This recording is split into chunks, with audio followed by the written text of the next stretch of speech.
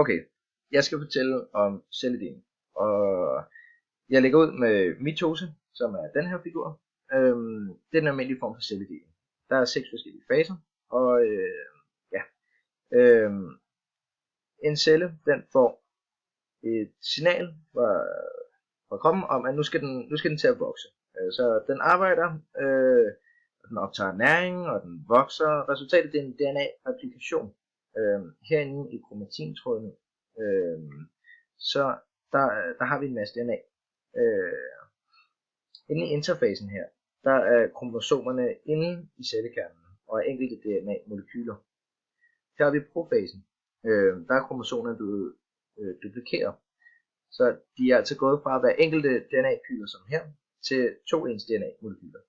Det kalder vi kromatider. Her i profasen, der spiraliserer kromosomerne sig.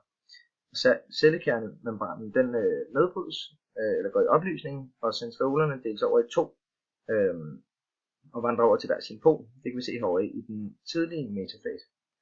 Og i den tidlige metafase, der leder centriolerne tentråd ud, og de binder sig til centromererne, som ligger i midten af kromosomerne. Herovre i metafasen, der har alle kromosomerne placeret sig i ekvatorialplanet. I anafasen, der spaltes centromeret, hvilket er det, der holder kromosomet. Og så søsterkromatiderne, som man kalder det, dem der er her ved siden af hinanden. I hvert kromosom, de trækkes til hver sin pol ved hjælp af tentråden. Så rykker vi over i telofasen, hvor kernemembranen den gendannes rundt om kromosomerne. Kromatiderne de vikles ud, hvor her der var de spiraler. Og vi er der nu en gang, ligesom i interfasen. Og så cytoplasmaet, det deles også over i 2. Resultatet af mitosen, det er 2 genetisk identiske datterceller. De her celler, de er diploide, og der er 46 kromosomer, altså 23 par. Og det er både arvemateriale fra mor og postmand Per eller far, eller hvad man vil. Så er der den anden form for celledeling. Det er meiose. Det er egentlig lidt det samme som mitose, og så alligevel ikke. Der er en profase, metafase, anafase og telofase. Her der er etterne, og så er der det samme en gang til. Formålet med det, det er kønnet formering, og der er en genetisk variation, fordi arvematerialet det blandes. Det giver også organismer mulighed for at tilpasse sig miljøet over flere generationer, hvilket er det Charles Darwin snakker om, men det er slet ikke det, jeg skal snakke om nu. Herinde i profasen, så har vi nogle homologe kromosomer, og de placerer sig rigtig tæt på hinanden. Og det her, hvor de kan udveksle stykker med DNA fra hinanden. Det kan man også kalde, at det er arveanlæg fra mor og far. I metafase 1, så det her, hvor kromatiderne udsender tentråde, som fanger kromosomerne i centromer, ligesom før, og de placerer dem tilfældigt på hver sin side af ekvatorialplanet. Farens og morens de bliver tilfældigt fordelt under den første deling. Så rykker vi videre til anafase 1.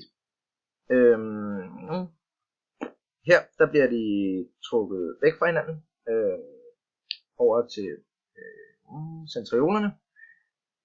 Og telofasen, der deler cytoplasmaet sig op indtil 2 haploide celler, og de har 23 kromosomer i hver. Her i anden celledeling, der skal lige nævnes, at alt det der foregår i 5'eren her, og 6'eren der, og 7'eren der, og 8'eren der, der sker det samme i den og den, og den og den. Det er altså parvis. Den her profase 1, der har vi 2 datterceller, hvilket var resultatet af hele meiose 1, hvis vi kan kalde det det. Centriolerne de vandrer til hver sin pol, og tentrådene de binder sig til kromosomernes centromer. I metafase 2, så har vi de 23 kromosomer, som placeres i ækvatorialplanet igen. I anafase 2 spaltes centromererne, og søsterkromatiderne de trækkes til hver sin side over til centriolerne, eller hver sin pol, hvis man, om man vil. Cytoplasmaet det begynder også at indsnævre her, men er i telofasen, at de rigtig er spaltet over. Og her der har vi 4 genetisk forskellige kønsceller, og de her celler de er haploide.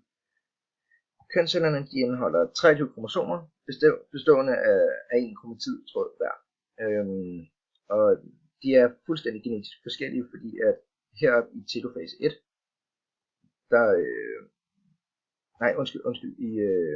i profase 1, der udvekslede kromatidtrådene arvemateriale med hinanden. Og siden der har det været anderledes hele vejen igennem, og nu er de altså fuldstændig ens. Resultatet af det er som sagt de 4 genetisk unikke og forskellige celler, der er haploide, 23 kromosomer i hver, og en kromatidtråd i hver kromosom. Det er det.